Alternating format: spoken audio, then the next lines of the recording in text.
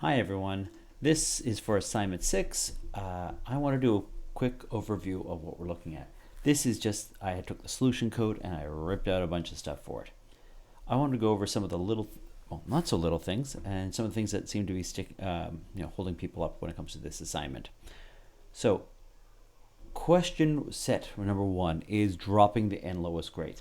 It's actually what we would actually do for calculating your final grade for the based on your assignments. We drop the lowest, at least one, normally 2 grades. Maybe for labs, we're dropping a certain number. This is a very common thing that I do term in, term out. And the reason we're giving it to you is so you can calculate your own final grade at the end of term. It's also kind of a quirky little problem to think about. How do you drop some number of grades, your lowest grades? Especially with an array, you can't change the array. You cannot, you can change the array. You cannot remove parts of the array. You can shift everything down, but effectively the array size stays the same. If I have an array of 10 elements, like I have right here, an array of 10 elements, I got an array of 10 elements. Whether I want 10 elements or not, I got 10. There are 10 in here. The other weird thing about arrays, if you're used to other languages like Java, JavaScript, Python, pretty much any modern language, you'd think, hey, obviously we'd have some way of figuring out the array size, and yeah, you wouldn't be right about that when it comes to C. C is so old that it's just a chunk of memory. You're asking, give me a chunk of how big is an integer? It's 4 bytes. So is it 4 bytes? 8 bytes. I always mix those up. It's a long, right? So 32 bits. 8, it's 4. If it's 64, then it would be 8 bytes. But 4 bytes per integer times 10 in this particular case. So it's 40 bytes of memory in a row. That's all it is. It's a big giant bucket of memory that you're just going to, I'm going to put a number here, I'm going to put a number here, I'm going to put a number here. That's all we're doing here. You can't change it later. You can't do anything about it. I'm asking, and it has to be constant for a static array. I can't put a variable in there. I have to put like a 10, or I have to put a constant integer in there, something that I can't change. That's the point. Because when I compile my code, I say, I need this much memory reserved for my program. Not when I'm running the program. You reserve it before when you're compiling the program, you say, and when you make this, make sure I have this much space available to me. Okay. When we do dynamic arrays, that can change. You can actually change. You can't change the size of the array, but you can make an array of whatever size you want on the fly. In this case, A grades 1 has 10 elements in it. Notice about the 10. If I left that off, actually it still works. That'll still work. Why? Because there's exactly 10 elements here. If I put it back in, if I put 9 in here, it should yell at me. If it doesn't, yeah, there it is. There it's yelling at me. I have an extra element in there. I got to remove it. If I said there are 11 elements, I'm wondering if it's going to yell at me there. Let's see if it yells. It's not yelling at me yet, but it's the last element is just going to be left alone, left out. It's going to be undeclared. It could be any value. So really what I want is, I want to say exactly how big my array is, and I'm going to put a bunch of numbers in there. We're semi ahead of ourselves with arrays because it's really useful to be able to handle arrays. So here I'm calling the function sumGrades just because I want to show this code working with the function I've given to you. I'm passing in this array in here. That is the big bucket of numbers I'm passing in, but I can't pass all the individual values. It's too big. It's just for you, this could be 4,000 elements, right? I don't want to pass all the individual values. I'm just going to pass where the array is, the location on your disk, on your memory, the location of your array. We're going to look at pointers later, but for the meantime, just think I'm passing the location where all of these numbers are. And I don't need to do anything special about it by it will work exactly the same way as it did before. So if I had a grades 1 at position 2, that is 0, 1, 2. That's what this thing is equal to. This thing is equal to 90. At position 0, 1, 2, at position 2, what is the value in the bucket? The value is 90. Okay, that's what this thing would be equal to. Just going to get rid of that. I'm going to do the same thing. As soon as this goes in, I can do the same thing. I can say whatever this first parameter is at position 2, and it will give me 90. The weird quirk about arrays in C is I need to also pass how big the array is, because I have no way of knowing for sure how big the array is. So I'm going to actually pass in this thing here. Now there are other things I could do for passing in an array, and I'd have to put in some kind of constant and et cetera, et cetera. But for the meantime, I'm just going to say we're passing in the size of my array. I need that. And sum grades is going to sum up all the grades that are not ignore value. Ignore value is a special number that we're going to use for just saying, like, if you want to ignore this number, just ignore it. Don't include it in your calculations. Just ignore it altogether. Pretend it doesn't exist. That's my workaround, at least, for rather than removing it from my array or changing my, shrinking my array or something. I'm just going to just flag and say, yeah, just ignore that one. It's garbage data. Just ignore it. Hence, ignore value. Ignore value happens to be a big number. Why? Because if we're looking for the smallest numbers in my array, in this case, like 0 and 0, if ignore value is equal to 0, how would you know it's a value to ignore or it's a legitimate number? I could put like -10, but it would be the smallest value. What I want is something that's too big for this. So when I look for the minimum value, it's certainly not going to take that. So I made ignore value equal to 200. It's definitely not a valid percentage. Just letting you know, you're not going to get 200% on anything, right? So here's ignore value. It's 200. So I'm guaranteed to I'm just going to ignore that value. Now, some grades, I could just say, if it's not equal to ignore value, add it. I could also just, so in this case, I need to say it's not equal to ignore value. But later on, if I'm looking for the minimum value in an array, the min index, for example, it's definitely not going to be the minimum value. So you don't even need a special case for that. It's guaranteed not to be the minimum value. It's too darn big. It's 200. So here is some grades. This is my first parameter. This was the grades value way back in main. When I call the array, I send the location up into here. And so if I need to get, the second element in the array, it's A grades 2. If I need the third element, it's A grades 3. So look what I have here. I have the number of grades I have in the array. This is my array. I'm pretending it's just like my static array, because it is. It's the location of my static array. So I could say so here's my for loop. It starts off at 0, goes to the number of grades. So 0, 1, 2, 3. Let's say number of grades is 10. It'll go 0, 1, 2, 3, up to 10, but not including 10. I will be 0, 1, 2, 3, all the way up to 9, including 9. And then my loop stops at 10. And if I want to get what's in the array at that position, well, there you go. It's the grades, the array that I'm looking at position I. So maybe it's I is equal to 2.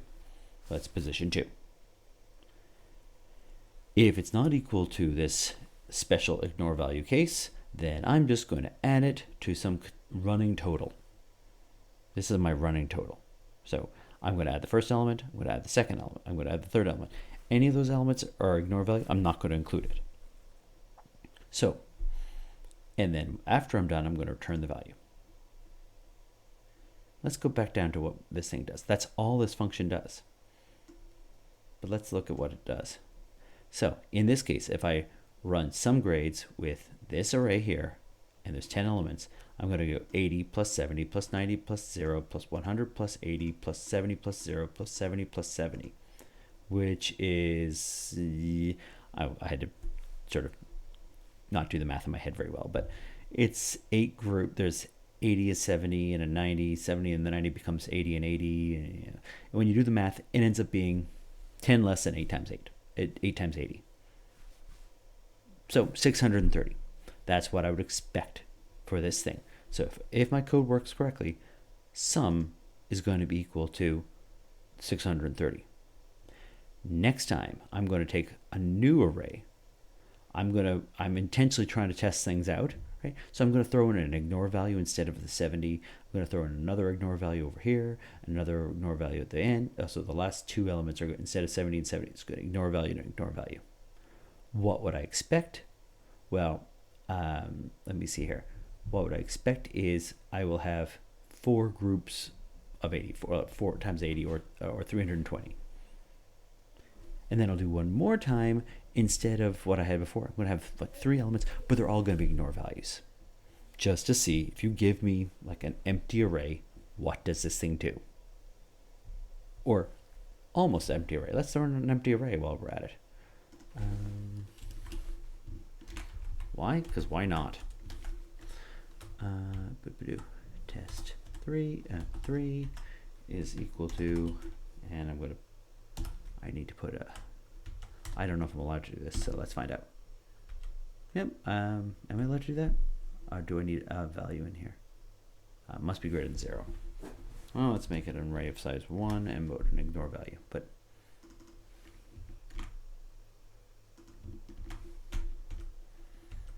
okay, and or maybe what I'll do is put an 80 in here, because I know what it's going to be. It's going to be equal to, it should be equal to 80 when I'm done. Right? There's only one value in there. 1. Right? The size of my array is size 1. My array has 80 and, oh, that's it. It's exactly the same as just having an integer in there. Essentially the same as having an integer. Okay. And this is going to go into this array. And then my sum, I'm going to keep on reusing the variable sum, and I'm going to just check what the value is each time. This is me just testing my code. That's all I'm doing here. But if you can get this to work, then you can move on to the other parts. All right, let's see what this thing does. Okay, let's see what I have. The sum is equal to 630. All right, first one works. The sum is equal to 320. After I run this function, the sum changes to the value 320, which is what I expected. Great. I have a new array with 200, 200, 200 in it. The sum is, if I add all these up, the sum should be equal to 0. Let's see.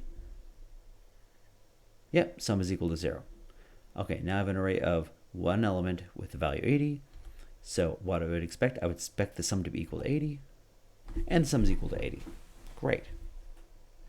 What we're doing for this whole break the problem into small little chunks, right? I've even given a big old, what I think is, maybe I'm wrong, a big old hint about how to do this problem, to drop the n lowest. Because what I want is to find the minimum element, remove it, make it an ignore of value. Find the next minimum element, remove it, or make it an ignore value. Keep doing that until I've removed enough elements, add them all up, add all the remaining elements up. Ooh, what does sum grades do? Yes, it adds all of the things that are not equal to ignore value. So add up all the remaining values and then divide by the number of non-ignored values, which is another function you have to write. That'll give you your average. That's it. This is why I'm always like, what? Why are people so scared about this? I can understand it because this is your first attempt at it, but we're too close to the problem. Let's do a function called MaxIndex. Why? Because I'm not overly original. So let's see. Unsigned int MaxIndex. The index is the location in the array, right? So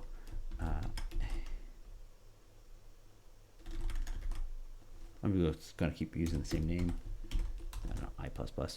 What am I looking for here? And I'm going to check to see if it's an unsigned int. I can't type it all today, it seems. That's fine. No, I just use an int. All right, let's just use an int. If it says unsigned int, use an unsigned int. That's fine. Let's use an unsigned int. I think it says unsigned int in the homework. So, okay, what do I do? Well, I'm going to walk down my array. I want to check first if numGrades is it's equal, because unsigned is equal to 0. I can just return, or I can leave that off altogether. Actually, let's leave it off altogether. The for loop's going to handle that. Okay.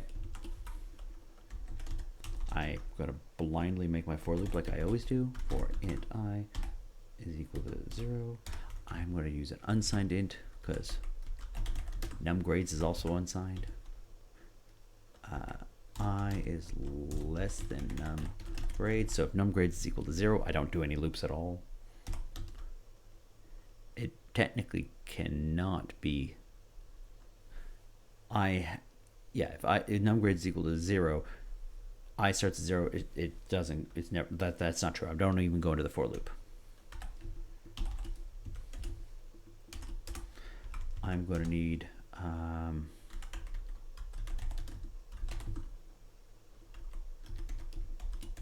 something like the MaxIndex.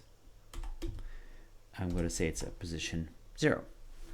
Now, I could make the MaxIndex equal to 0 and start I as at 1. That would be fine because I'd have to visit the first element if there's an element at all.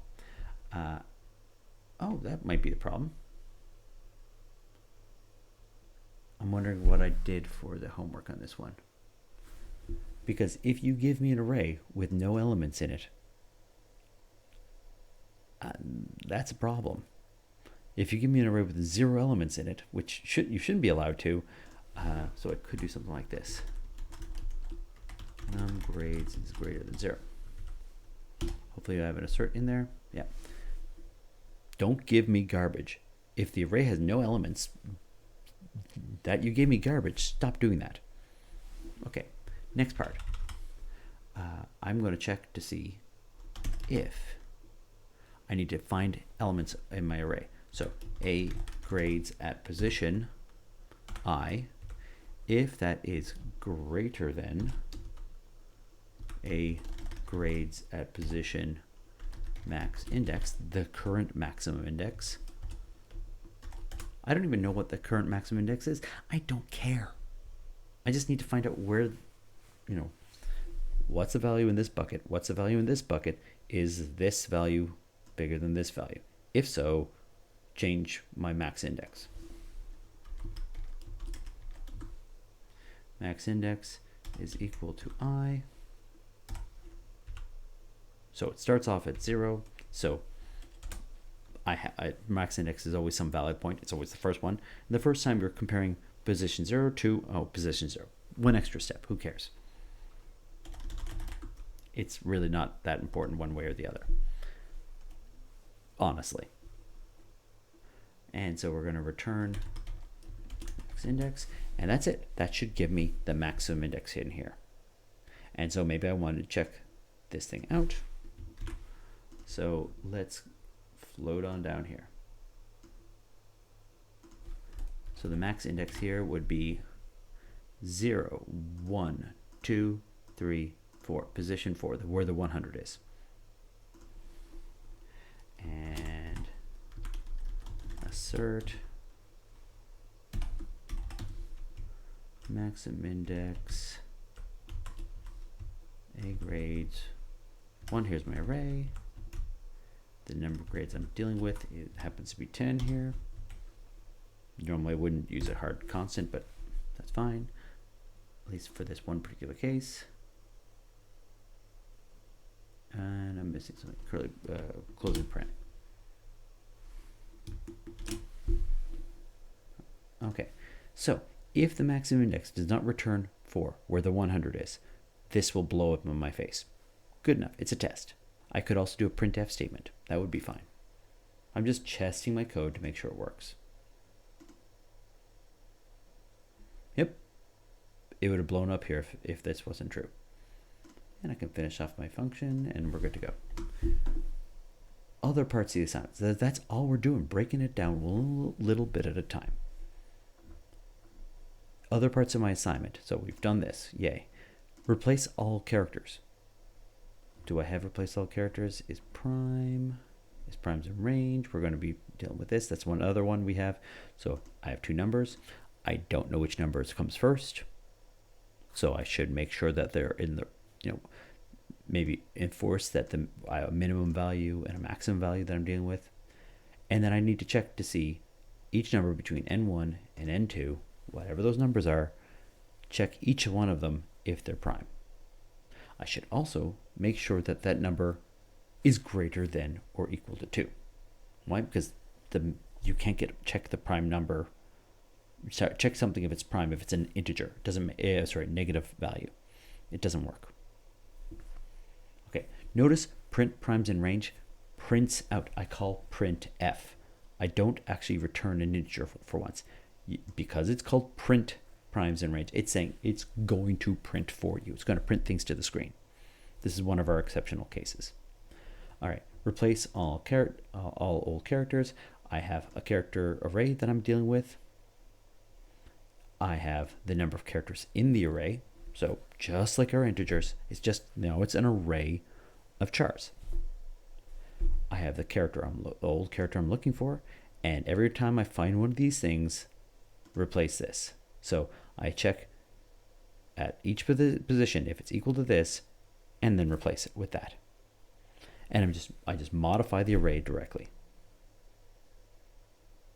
I'm hoping, so I'd have a whole lot of stuff right here. That's effectively the assignment, but it involves us going through arrays, and sometimes not even arrays, sometimes with while loops. Like you can use a while loop or for loop for primes in range, for example. But we have some way of repeatedly doing the same thing over and over and over again. And we're using arrays because that's really where for loops and while loops shine. You don't know how big this thing is, but you have a whole lot of data and you want to go through all of it. And that's why we have loops. That's what we're practicing for this assignment. That's why we have to show, unfortunately, arrays so early on. We will get to dynamic arrays very soon, but this is just takes some practice. But look at the sample code already given to you. All right, thanks everyone, and I will talk to you soon.